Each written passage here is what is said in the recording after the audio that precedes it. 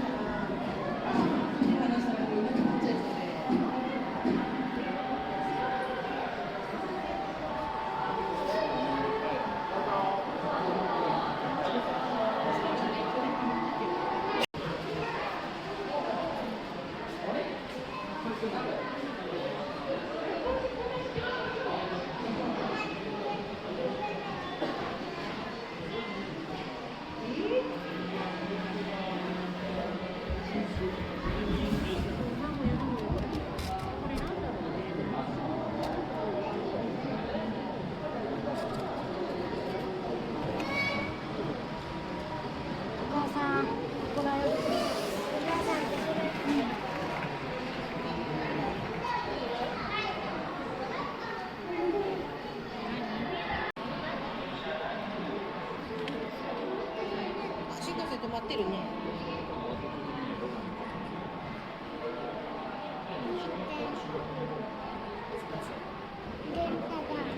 いや、作る。メタバトル。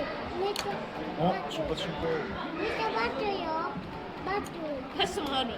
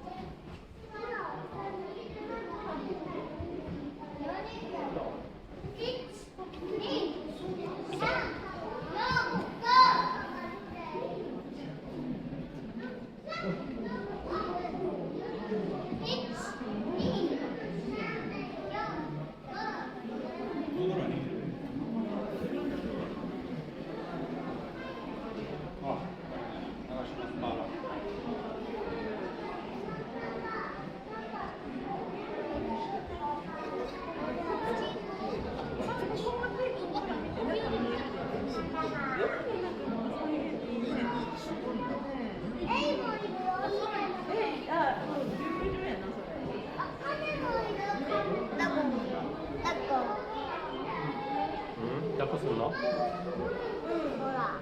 これ。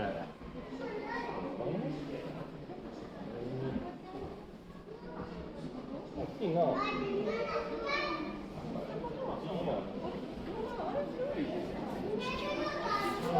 こ？